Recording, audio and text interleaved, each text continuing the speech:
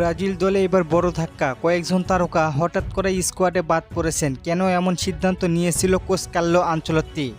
কোচের পরিকল্পনায় এসেছে নতুন মুখ। এখন সবাই অপেক্ষায় আছে ব্রাজিল কতটা বদলে যাবে মাঠে। ব্রাজিল দল থেকে গুরুত্বপূর্ণ প্লেয়ার বাদ পড়া মানে দলের মেরুদণ্ড ভাঙা সমান। প্রথম ধাক্কা খেয়েছিল রদ্রিগো। রিয়াল মাদ্রিদের এই ফরোয়ার্ড ছিলেন ব্রাজিলের আক্রমণভাগের সুইস আর্মি। লেফট ও রাইট এক কথায় যেখানেই বল সেখানেই রদ্রিগো, কিন্তু ডান হাতুর এসিএলের মেনিস্কার ছিঁড়ে যাওয়ার মতো চোট ইনজুরির কারণে দ্বিতীয়বারের বিশ্বকাপ খেলা মিস হয়ে গেল।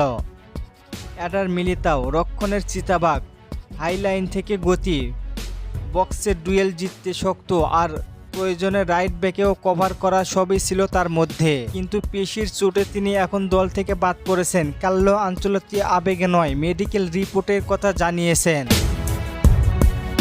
এস্তেভাও উইলিয়াম বাদ পড়া ভবিষ্যতের জন্য বর্তমানকে বাঁচিয়ে রাখার সিদ্ধান্ত।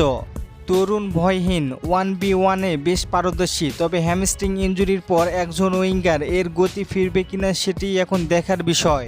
ব্রাজিল তাকে হারায়নি, তবে হয়তো আগামীর জন্য সংরক্ষণ করেছে। কৌশলের কাছেতে সবচেয়ে বড় নাম জোয়াও পেদ্রো। প্রিমিয়ার লিগে 15 গোল করেও জায়গা হয়নি। কারণ কার্লো আনচেলত্তির দলে গোলই সবকিছুই নয়, দরকার ভূমিকাও। নেইমার দলে ফিরলেও আক্রমণের সৃজনশীলতার একটি আসন্ন তার জন্যই থাকে। সেই চেয়ারে জোয়াও পেদ্রো জায়গা হয়নি। রিচার্লিসন হারালেন ধারাবাহিক লড়াইয়ের, আন্দ্রে সান্তোস হারালেন অভিজ্ঞতার অংশে, আর অ্যান্থনি হারালেন অতিরিক্ত উইংয়ের কারণে। লা লিগায় রিয়াল বেটিসের হয়ে 30 ম্যাচে 8 গোল, প্রতি 297 মিনিটে 1 গোল, প্রতি 395 মিনিটে 1 অ্যাসিস্ট। কিন্তু ব্রাজিলের উইং পজিশনে শুধু কাটিং করে বা পায়ে শট যথেষ্ট নয়। ভিনিসিয়াস জুনিয়র, রাফিনহা, মার্টিনেল্লির ভিড়ে অ্যান্থনি এখনও এলিট হয়ে উঠতে পারেনি, তাই তার বাদ পড়া ফর্ম নয়, প্রোফাইলই বেশ সিদ্ধান্ত। আর থিয়াগো সিলভা, তিনি হারালেন বয়সের কাছে নয়, আধুনিক ফুটবল গতির কারণে। কার্লো আনচেলত্তি জানেন বড় টুর্নামেন্ট শুধু অভিজ্ঞতা দিয়ে ম্যাচ জেতা যায় না, বিশেষ করে প্রতিপক্ষের ফরোয়ার্ডরা যখন 20 থেকে 25 মিটার স্পেস পেলে দৌড়ে ডিফেন্স ছিঁড়ে ফেলতে পারে। কার্লো আনচেলত্তির দলে জায়গা পেতে হলে শুধু নাম নয়, ফিটনেস, ফর্ম সব কিছুই দরকার।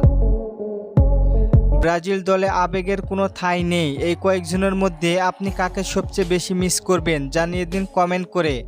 আর ফুটবলকে নিয়ে নতুন কোনো প্রশ্ন থাকলে করতে পারেন, পরবর্তী ভিডিওতে রিপ্লাই করব। আর আপনি কোন জেলা থেকে ব্রাজিলকে ভালোবাসেন অবশ্যই কমেন্টে বলে দিয়েন। ধন্যবাদ।